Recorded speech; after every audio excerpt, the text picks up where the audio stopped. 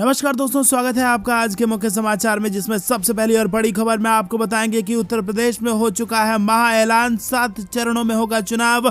और इसी बीच अखिलेश यादव के साथ प्रियंका गांधी को भी है भरोसा कि 10 मार्च को उत्तर प्रदेश में होगा सत्ता में बदलाव। जी हां दोस्तों, 10 मार्च को उत्तर प्रदेश में आएंगे नतीजे और भाजपा सरकार से होगी बाहर। इसी के साथ दूसरी बड़ी खबर में आपको बताएंगे कि अखिलेश यादव की घोषणा, सरकार बनने पर छात्रों को लैपटॉप देने के साथ पढ़ने के लिए विदेश भी भेजेंगे। तीसरी बड़ी खबर में आपको बताएंगे कि पीएम सुरक्षा सेंध मामले में बीजेपी के खिलाफ कांग्रेस ने शुरू किया सोशल मीडिया पर कैंपेन। और चौथी बड़ी खबर में जिक्र होगा कि यूपी विधानसभा चुनाव में प्रियंका गांधी का महिलाओं को खुला न्योता, बोली अगर आप राजनीति में आना चाहती हैं तो मुझसे मिलिए। और इसी के साथ जिक्र होगा कि रैलियों पर लगा बैन, तो अखिलेश यादव का बड़ा बयान, बोले डिजिटल रैली में बीजेपी से मुकाबला नहीं कर सकते, पैसे दे हमें चुनाव आयोग। जी हाँ दोस्तों, अब डिजिटल होगी सारी रैलियां और ऐसे में भाजपा का मुकाबला करने में बाकी छोटी पार्टियां यहां पर हिचकिचा रही हैं। और ऐसे में चुनाव आयोग से यह मांग कर लिया गया है कि छोटी पार्टियों को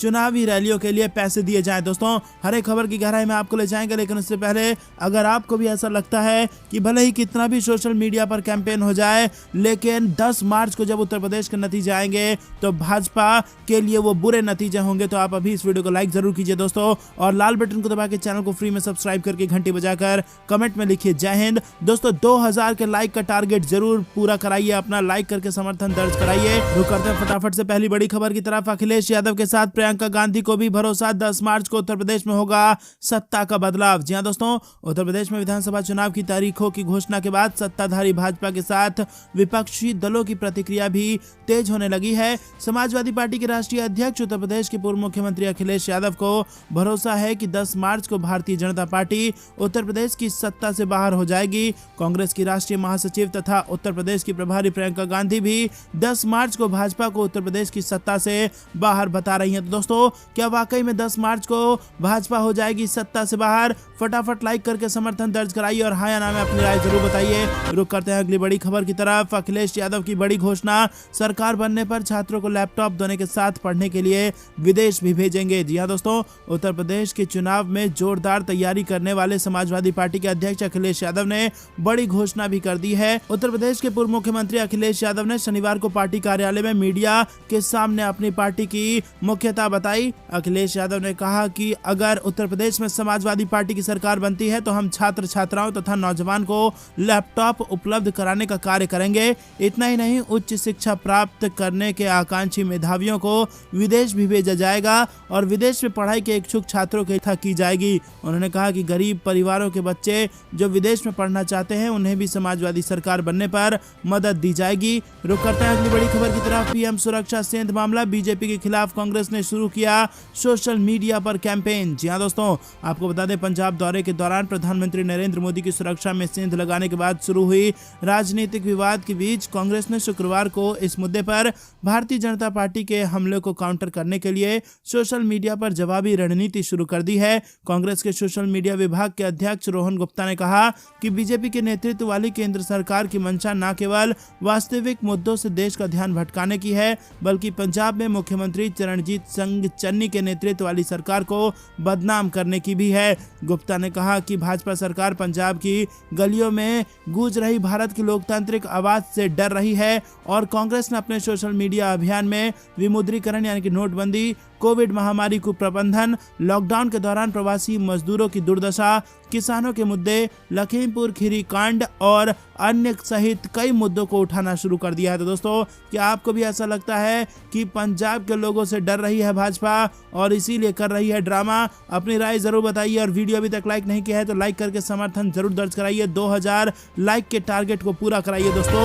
रुक करते हैं अगली बड़ी खबर की तरफ। प्रियंका गांधी का महिलाओं को खुला न्योता, बोली अगर आप राजनीति में आना चाहती है तो मुझसे मिलिए। जी हां दोस्तों, बेहद बड़ी खबर निकल कर आ रही है उत्तर प्रदेश से। कांग्रेस महासचिव व यूपी प्रभारी प्रियंका गांधी ने कहा कि लड़की हूं लड़ सकती हूं अभियान यूपी चुनाव के बाद देश के दूसरे राज्यों में ले जाया जाएगा। बीते कुछ दिनों में भाजपा, सपा और आम आदमी पार्टी भी महिलाओं की बात कर रही हैं। वहीं उन्होंने कहा कि राजनीतिक रूप से महिलाओं को सशक्त बनाना है तो गैस सिलेंडर या कुछ पैसे देने से काम नहीं चलेगा, उन्हें बराबरी देनी होगी। शनिवार को प्रियंका गांधी ने वर्चुअल अभियान की शुरुआत करते हुए फेसबुक लाइव किया और जनता जनता से लिए गए सवालों का जवाब देते हुए उन्होंने कहा कि महिलाओं को समझना होगा कि हम एकजुट होकर भविष्य बदल सकते हैं। पहले 1.5 साल में जहां जहां महिलाओं पर उत्पीड़न हुआ है, मैं वहां गई और उन्नाव, रायबरेली समेत जहां जहां मैं गई और पीड़ितों से मिली तो उनमें लड़ने का जज्बा देखा और उससे ही मेरे मन में ये भावना आई कि इसी भावना से हमारा नारा प्रेरित है कि लड़की हूँ, लड़ सकती हूँ। तो दोस्तों, बेहद बड़ी खबर यहाँ पर आ रही है। बराबरी का मौका देना होगा महिलाओं को, केवल गैस सिलेंडर और 500 रुपये मुफ्त देकर कुछ नहीं होगा, बराबरी का माहौल देना होगा और इसके लिए खुला खत लिख दिया है, खुला आह्वान किया है। प्रियंका गांधी ने खुला न्योता दिया है और कहा है कि मुझसे संपर्क कीजिए। रुक करते हैं अगली बड़ी खबर की तरफ। रैलियों पर लगा बयान, अखिलेश यादव बोले डिजिटल रैली में भाजपा से मुकाबला नहीं कर सकते, पैसे दे चुनाव आयोग। जी हां दोस्तों, चुनाव आयोग ने शनिवार को आगामी उत्तर प्रदेश विधानसभा है, इसके मुताबिक उत्तर प्रदेश में 10 फरवरी से 7 मार्च के बीच 7 चरणों में मतदान होगा।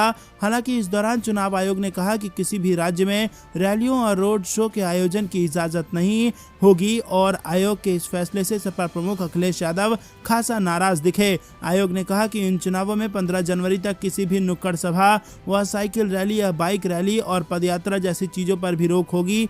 आयोग ने कहा कि केवल डिजिटल रैलियों को प्रोत्साहन दिया जाएगा। इसको लेकर समाजवादी पार्टी के राष्ट्रीय अध्यक्ष अखिलेश यादव ने शनिवार को कहा कि अगर चुनाव आयोग यूपी विधानसभा चुनाव 2022 में राजनीतिक दलों के लिए वर्चुअल रैलियों के पक्ष में है तो आयोग को इसे सभी राजनीतिक दलों के लिए एक समान खेल मैदान बनाना चाहिए। वहीं अखिलेश यादव ने कहा कि पहली बार कोरोना के समय में इस तरह से चुनाव हो रहा है, लेकिन वर्चुअल रैली की हम बात करें तो आयोग को उन पार्टियों के बारे में भी सोचना चाहिए जिनके पास वर्चुअल रैली के लिए पर्याप्त इंफ्रास्ट्रक्चर नहीं है। दोस्तों, रुक करते हैं अगली बड़ी खबर की तरफ। संगठन की मजबूती के साथ आगे बढ़ने को तैयार है कांग्रेस। जी हां दोस्तों, सियासी काउंटडाउन शुरू हो चुका है। चुनावी मैदान में उतरने के लिए सभी पार्टियां अपनी रणनीति को अंतिम रूप दे रही हैं। घोषणा पत्र में विभिन्न वर्गों की मांगों को जगह दी जा रही है।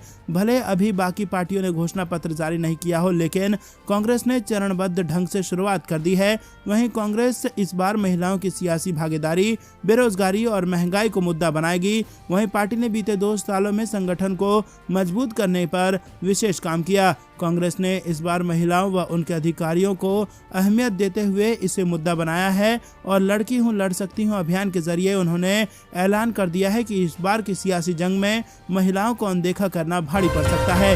रुक करते हैं अगली बड़ी खबर की तरफ।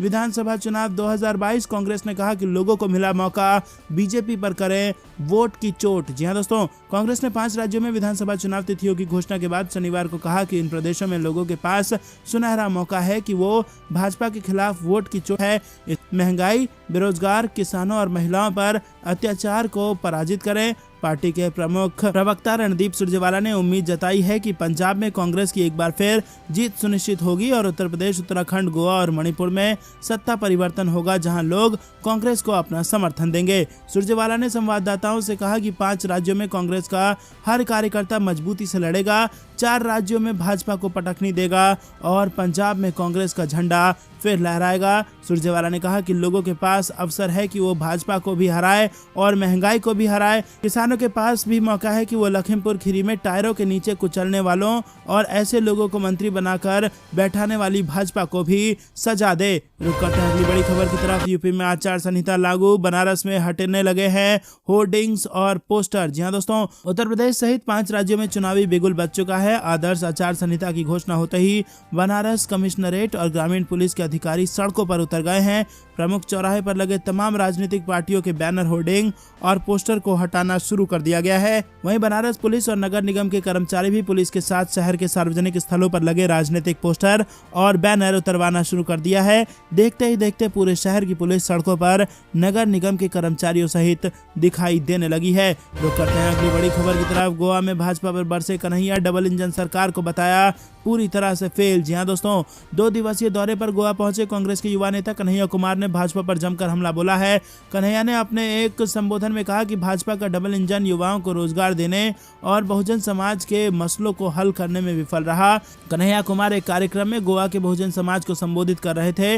उन्होंने इस दौरान कहा कि अगर बीजेपी का डबल इंजन ठीक से काम करता तो बिहार के युवा नौकरी की तलाश में गोवा में नहीं आते। उन्होंने सवाल उठाया कि बिहार और केंद्र में भी भाजपा का शासन है, फिर ये दोनों इंजन फेल क्यों हो गए हैं। और इसी के साथ उन्होंने ये भी कहा कि डबल इंजन गोवा में खनन को फिर से शुरू करने और युवाओं को रोजगार प्रदान करने में विफल रहा है। इसी के साथ आपको बता दें कि इस कार्यक्रम में गोवा कांग्रेस के प्रभारी पर्यवेक्षक पी चिदम्बरम, गोवा के प्रभारी दिनेश गुड्डू राव समेत कई नेता उपस्थित थे। रुक करते हैं अगली बड़ी खबर की तरफ। सरदार पटेल के कथन के सहारे पंजाब मुख्यमंत्री चरणजीत सिंह चन्नी ने भाजपा पर किया तीखा तंज। जी हां दोस्तों, आपको बता दें कि पंजाब के मुख्यमंत्री चरणजीत सिंह चन्नी ने प्रधानमंत्री मोदी की सुरक्षा चूक प्रकरण में बीजेपी पर तीखा पलटवार किया है। उन्होंने बीजेपी के आदर्श पुरुष रहे देश के पहले गृह मंत्री सरदार वल्लभ भाई पटेल के एक कथन का उल्लेख करते हुए केंद्र की सत्ताधारी पार्टी पर हमला बोला है। स्वतंत्रता सेनानी रहे सरदार पटेल की तस्वीर के साथ चन्नी ने ट्वीट किया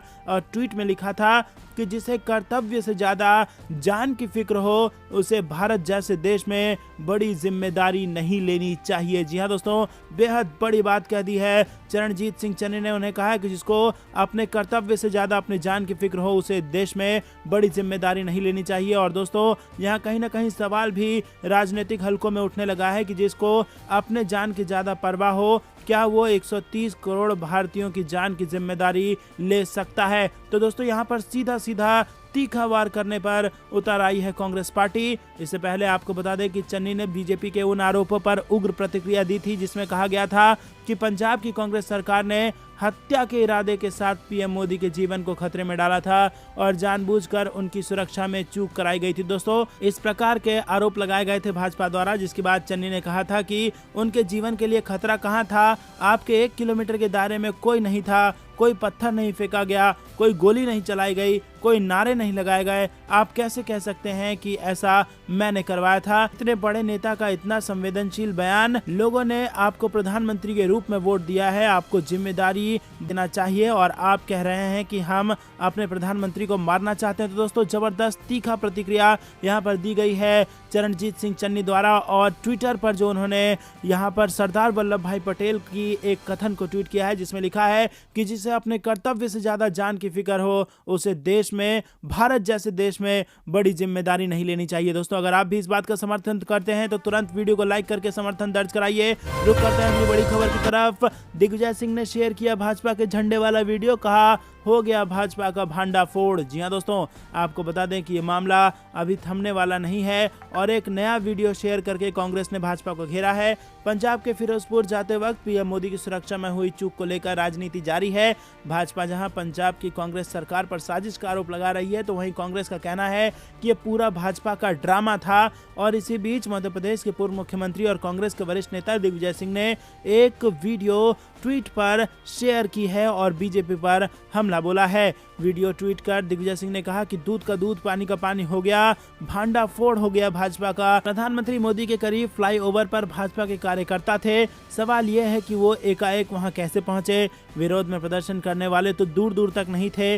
सवाल यह है कि इन नारंगियों पर कार्रवाई कौन करेगा। दिग्विजय द्वारा ट्वीट किए गए वीडियो में कुछ लोग पीएम मोदी के काफिले के पास भाजपा का झंडा लेकर नरेंद्र मोदी और भाजपा जिंदाबाद के नारे लगाते हुए दिख रहे हैं। तो दोस्तों, यहाँ पर ये फोटो आपके स्क्रीन पर जो है इस वक्त, इसमें आप देख सकते हैं कि पीछे नरेंद्र मोदी जी की कार है, उसमें वो बैठे हुए हैं और एसपीजी का घेरा उन्हें घेरा हुआ है। लेकिन उससे चंद कदम दूर ही कुछ लोग भाजपा का झंडा लिए खड़े हैं और नारेबाजी कर रहे हैं। तो सुरक्षा में चूक तो यहाँ पर है कि किसानों पर आरोप लगाया जा रहा है। तो दोस्तों, क्या सही है ये आप हमें कमेंट में जरूर बताइए। रुक करते हैं अगली बड़ी खबर की तरफ।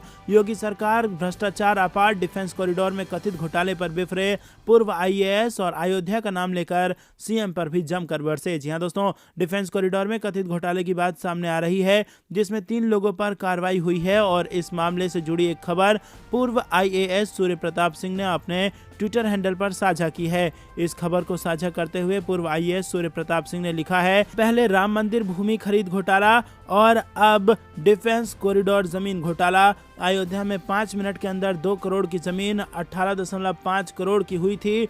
अब डिफेंस कॉरिडोर के लिए करोड़ के मुआवजे का फर्जीवाड़ा, योगी सरकार भ्रष्टाचार अपार। तो दोस्तों, पूर्व IAS अधिकारी ने योगी सरकार पर अपार भ्रष्टाचार का आरोप लगाया है। रुक करते हैं अगली बड़ी खबर की तरफ। PM मोदी को IIM के छात्र और स्टाफ का खुला खत, लिखा आपकी चुप्पी नफरत भरी आवाजों को बढ़ाती है। जी हाँ दोस्तों, भारतीय प्रबंधन संस्था यानी कि आई मेंबर ने खुला खत लिखते हुए प्रधानमंत्री नरेंद्र मोदी से देश में हेट स्पीच और जाति आधारित हिंसा के खिलाफ बोलने की अपील की है। और इस पत्र पर IIM अहमदाबाद और IIM बेंगलुरु के कुछ छात्रों और फैकल्टी मेंबर्स के हस्ताक्षर भी हैं। खत में कहा गया है कि इन मुद्दों पर प्रधानमंत्री की चुप्पी नफरत भरी आवाजों को बढ़ावा दे रही है। बता दें कि हाल ही में हरिद्वार में धर्म संसद में हेट स्पीच का मामला सामने आया था। धर्म संसद के कुछ हिंदू धार्मिक नेताओं ने लोगों से मुसलमानों के खिलाफ हथियार उठाने का आग्रह किया और नरसंहार का आह्वान किया था। खत में कहा गया है कि हेट स्पीच और धर्म जाति पहचान के आधार पर समुदायों के खिलाफ हिंसा का आह्वान अस्वीकार्य है। कहा गया है कि भले ही भारतीय संविधान सम्मान के साथ अपने धर्म का पालन करने का अधिकार देता है, लेकिन देश में भय की भावना है। उसमें लिखा है कि हमारे देश में अब भय की भावना है और हाल के दिनों में चर्चों सहित पूजा स्थलों में तोड़फोड़ की जा रही है और हमारे मुस्लिम भाइयों और बहनों के खिलाफ हथियार उठाने का आह्वान किया गया है। तो दोस्तों, PM मोदी की चुप्पी इस नफरत भरी आवाजों को बढ़ावा देती है, ऐसा आरोप लगाया गया है और IIM के छात्र और स्टाफ ने खुला खत लिख दिया है प्रधानमंत्री मोदी को। रुक करते हैं अगली बड़ी खबर की तरफ। पुलिस ने काटा BJP नेता का चालान, बिना मास्क के रैली में हुए थे शामिल। जी हाँ दोस्तों, एक्शन में है पुलिस और यहाँ पर भाजपा के नेताओं का भी लगातार काटा जा रहा है चालान। आपको बता दें कि BJP की ओर से निकाली गई रैली में बिना मास्क में शामिल नेताओं का प्रशासन और पुलिस ने चालान बनाया। रैली में बिना मास्क के कई भाजपा नेता थे और उन्हें मास्क पहनने के भी निर्देश दिए गए हैं। दोस्तों, रुक करते हैं अगली बड़ी खबर की तरफ। देश में दर्ज हुए कोरोना के 1,40,000 से ज्यादा दैनिक मामले, 285 की गई जान और कई राज्यों में ओमिक्रॉन ने बढ़ाई चिंता। जी हां दोस्तों, भारत में एक दिन में कोरोना वायरस के 1.5 लाख के आसपास नए मरीज आने से संक्रमण के कुल मामलों की संख्या 3,53,68,372 पर पहुंच गई है, जिसमें शासित प्रदेश से आए ओमिक्रॉन स्वरूप के 3,071 मामले भी शामिल हैं। केंद्रीय स्वास्थ्य मंत्रालय के सुबह 8 बजे तक अद्यतन आंकड़ों के अनुसार ओमिक्रॉन स्वरूप के 3,071 मामले में से 1,203 मरीज स्वस्थ हो गए हैं या देश छोड़कर चले गए हैं। महाराष्ट्र में ओमिक्रॉन के सबसे अधिक 876 मामले आए हैं और इसके बाद दिल्ली में 513, कर्नाटक में 333, राजस्थान में 291, केरल में 284 और गुजरात में 204 मामले सामने आए हैं। रुक करते हैं अगली बड़ी खबर की तरफ। यात्री ध्यान दें, 400 से ज्यादा ट्रेनें कर दी गई रद्द, रेलवे ने 13 ट्रेनों के बदले रूट। जी हाँ दोस्तों, आपको बता दें कि भारतीय रेलवे ने हर रोज की तरह 8 जनवरी 2022 को भी कई ट्रेनों की लिस्ट अपडेट कर दी है। भारतीय रेलवे ने 390 ट्रेन को पूरी तरह से रद्द कर दिया है, वहीं कुछ के रूट में बदलाव किया गया है। ऐसे में अगर आप कहीं जाने की योजना बना रहे हैं तो इस खबर को ध्यान से सुने। रेलवे हर रोज डेवलपमेंट वर्क, कोहरा और मौसम के चलते सैकड़ों ट्रेन रद्द कर देता है। रेलवे की आधिकारिक वेबसाइट पर सुबह करीब 11 बजे तक के अपडेट्स के मुताबिक रेलवे ने 390 ट्रेनों को पूरी तरह रद्द, जबकि 20 ट्रेनों को आंशिक तौर पर कैंसिल कर दिया है, जिसमें दिल्ली, यूपी, बिहार समेत विभिन्न राज्यों की ट्रेनें शामिल हैं और इसके अलावा 13 ट्रेनों के रूट को डाइवर्ट कर दिया गया है, जबकि कुछ ट्रेनों को रीशेड्यूल किया गया है। तो करते हैं अगली बड़ी खबर की तरफ। नोएडा और ग्रेटर नोएडा में भाजपा नेताओं में बढ़ रहे हैं मतभेद। जी हां दोस्तों, उत्तर प्रदेश विधानसभा चुनाव 2022 के लिए तारीखों का ऐलान होने में ज्यादा समय नहीं बचा है और इस बीच गौतम बुद्ध नगर में संगठन की मजबूती से चुनावी वैतरणी को पार करने का मंसूबा पाले बैठे भारतीय जनता पार्टी को उसके नेता नुकसान पहुंचा सकते हैं। नेताओं की महत्वाकांक्षाओं ने उनके बीच की दूरियों को इतना बढ़ा दिया है कि एक दूसरे का सामना करने से कन्नी काट रहे हैं और इसका नमूना एक दिन पहले ही देखने को मिला और वो भी एक बड़े कार्यक्रम के दौरान फूट सामने आई। रुक करते हैं अगली बड़ी खबर की तरफ। भाजपा विधायक को किसान ने मंच पर मार दिया थप्पड़, जिसका वीडियो हो गया वायरल। जी हाँ दोस्तों, उन्नाव में एक किसान ने सदर से भाजपा विधायक पंकज गुप्ता को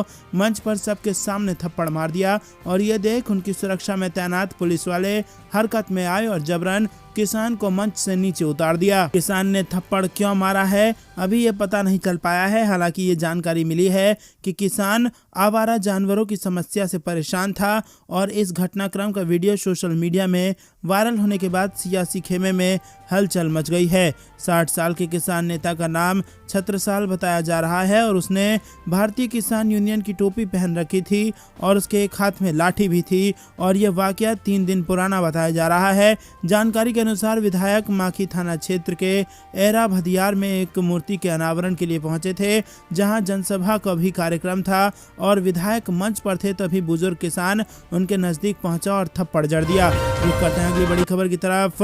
नाटक कर रहे हैं पीएम मोदी, रैली में लोग नहीं थे इसीलिए रचा गया प्लान। सिद्धू का पीएम मोदी पर जबरदस्त हमला। जी हां दोस्तों, प्रधानमंत्री नरेंद्र मोदी की सुरक्षा में चूक के मामले में शुक्रवार को कांग्रेस नेता नवजोत सिंह सिद्धू ने केंद्र सरकार पर बड़ा हमला किया। उन्होंने कहा कि पीएम मोदी को जब हवाई मार्ग से जाना था तो सड़क से जाने का प्लान तब नहीं था, तो वो कैसे सड़क से गए। इतना ही नहीं, सिद्धू ने पूछा कि क्या इस मामले सेंट्रल एजेंसी जिम्मेदार नहीं है। तो दोस्तों ये थी दिन में कुछ बेहतरीन और बड़ी खबरें। तक बने रहने के लिए बहुत बहुत धन्यवाद। देख रहे थे आपका अपना चैनल जय हिंद जय भारत।